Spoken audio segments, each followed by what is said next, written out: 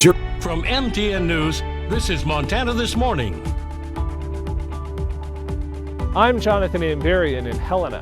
I talked to the Montana Department of Revenue to get more details about the big income tax changes that took effect on January 1st. Montana is home to a wide variety of wildlife. I'm Chet Lehman. Coming up this week, we talk with Fish, Wildlife and Parks about an art contest that allows Montana artists to recognize the beauty of Montana's wetlands and the creatures who call it home. It's the 100th birthday of local renowned inventor. I'm Heaven Van, and we're visiting with Dr. Maury Irvine on a lifetime of extraordinary accomplishments. Alrighty, it is 6:30 on this Monday edition of Montana This Morning. Montana is a home of wildlife, including our own Chet Lehman. That's right. You never know when you'll see him. He'll just pop out of nowhere. Just gonna pounce. Exactly a fact. Now, it is chilly outside. Actually, this was one of the first days that I had to actively think, okay, I got to scrape off the car. Spend some time on the car. And prep. please do take that time. I was driving around yesterday during that snow, and it was slick and it was dangerous, and there were a couple of accidents here or there. And I saw this younger lady, and there was about this much space. She's doing the window method. Yeah, just take that time. It'll save everybody, including yourself. Absolutely. A little heartache. Temperatures this morning, single digits for most of us, a couple of areas below zero. We're not talking a lot of fresh snow today, but we already have the slick roads and ice on our area roadways. Right now, looking at conditions, I expect daytime highs to be back into the 20s today. It's going to be a slow progression. We may not quite make it into the mid-20s and maybe only into the teens, depending on how quickly this cloud cover rolls in. But we are looking at some significant changes. I'm going to detail what to expect coming up in just a few minutes. All right, thank you very much, Matt. Well, Montana entered the new year with a number of new laws being implemented. And while changes to taxation have officially taken effect for this year, their impact won't be seen until filing for 2025 begins. MTN senior political reporter Jonathan Amberian explains what those changes mean. Montana Department of Revenue tax specialists say the end results of changes that took effect January 1st will be a simpler income tax system, but it's taken a lot of work for the department to get ready for those changes. En route to getting there, we've had to do a complete overhaul of our forms. We're going to have to work on updating our whole tax system that houses all of our tax returns and tax accounts. We're also just going to have to educate the public too. Senate Bill 399 passed the Montana legislature in 2021, but its biggest changes were delayed until January 1st of this year. The tax returns you file this April will still be under the old rules. When you file in 2025, you'll use a form that looks much different. Yes, they're not going to be 12 pages long. SB 399 reduced Montana's income tax brackets from 7 to 2, and it bases state taxable income more closely on federal taxable income. Rachel Milne with the Revenue Department says it's hard to say the exact impact on taxpayers because of the many factors involved. The tax brackets are now based on filing status, and your status will be the same for Montana and federal filing. Some specific exemptions have also been removed. People who don't have to file a federal return generally won't have to file a Montana return. Then, during the 2023 legislative session, lawmakers further lowered the top tax rate and raised the earned income tax credit. I think for most single folks will see a cut.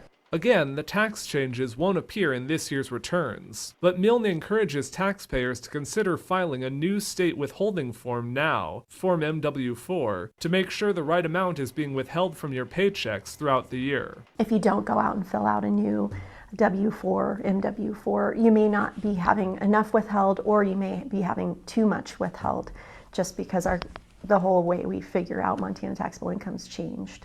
The Department of Revenue is planning to hold a webinar to help taxpayers and tax preparers learn more about the income tax simplification. That's scheduled for January 22nd. In Helena, Jonathan Amberian, MTN News. And Montana patients with diabetes should have an easier time paying for insulin.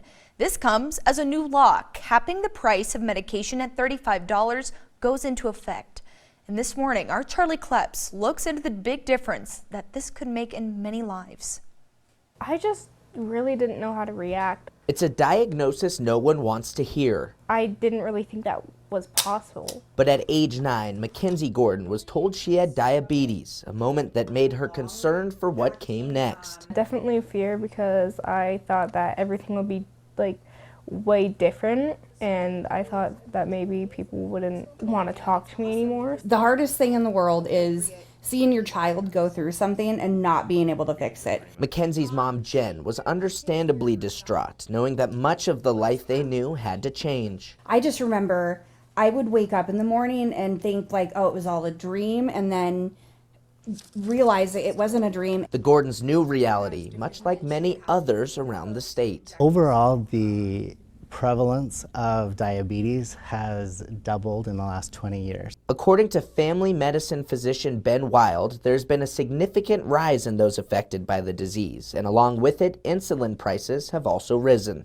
Things changed and the prices went up exponentially for several years, and so whereas someone would pay $30, $40 a month for their insulin, it now would jump over $300 and really became inaccessible. But that problem has now been made much easier. It's not every day you get the opportunity to help save lives. Montana State Senator Jason Small of Hardin helped put together a bill that caps insulin prices at $35 per month for those insured. Either you can afford to buy the stuff that's going to save your life, or you can't. And we just made it to where, gee whiz, I think pretty much everybody can. I'm pretty happy because, like, I remember the start when I first got diagnosed.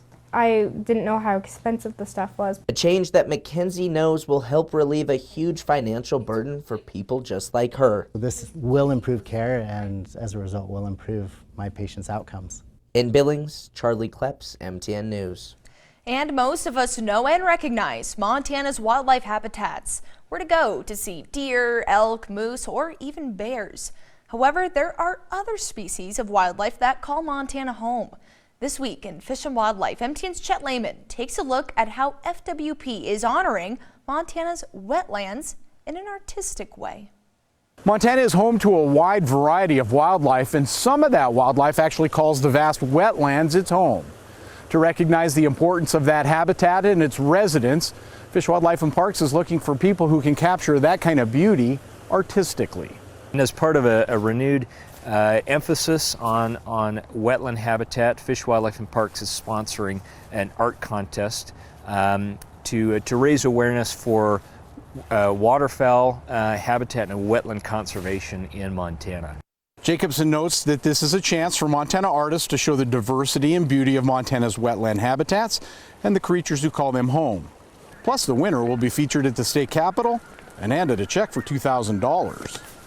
Then following that selection, as people go and purchase migratory bird licenses, migratory hunting licenses later this year, they'll be given a postcard with this art as you know, a way to again raise awareness for wetland conservation and the importance of wetlands in Montana. Jacobson also says FWP recognizes how vast and diverse Montana's wetland habitats are.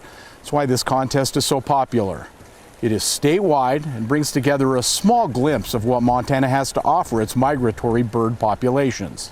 What we're excited about with this contest is it's a chance for people to get excited about waterfowl and wetland conservation, and to just celebrate the beauty that's there in that part of nature. Deadline for the contest is January 31st. Head on over to the FWP website for a complete list of rules.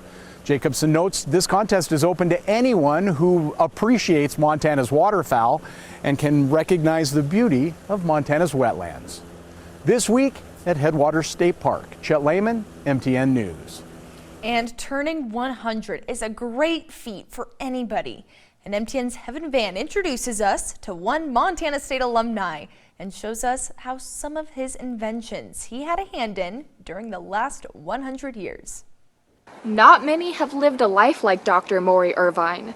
This local inventor is turning 100, and today we're looking back on a lifetime of extraordinary achievements. Happy birthday, dear Maury. Maury Irvine is a longtime Bozeman resident, Butte native, and Montana State alumnus. and he's credited in the invention of the first computer small enough to fit inside a plane. And that's like when computers went from the size of a room to small. So that's what he helped develop. Maury was a radio officer for the Merchant Marines during World War II, and his invention was widely used by the Air Force.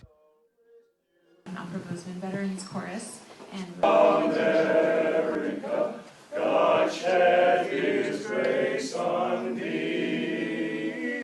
From visiting 5 different continents in search of dinosaur bones to studying with the Dalai Lama, friends and family gathered to celebrate the amazing life he's lived. We also understand the tremendous impact and the role he played in this ever-evolving computing technology. The American Legion even passed on a coin of thanks to Maury for his service to the country. Because once you meet Maury, you never forget it. In Bozeman, Heaven Van, MTN News. An amazing, amazing feat. I just love that story. Thank you very much, Heaven. Now, we're going to take a short break here on Montana This Morning, but when we come back, if you're thinking about traveling in the new year, well, we have some good news for you. We'll have that after the break. I'm John Matarese. After 3 years of big increases in travel costs, I finally have some good news about travel prices this year. That story coming up.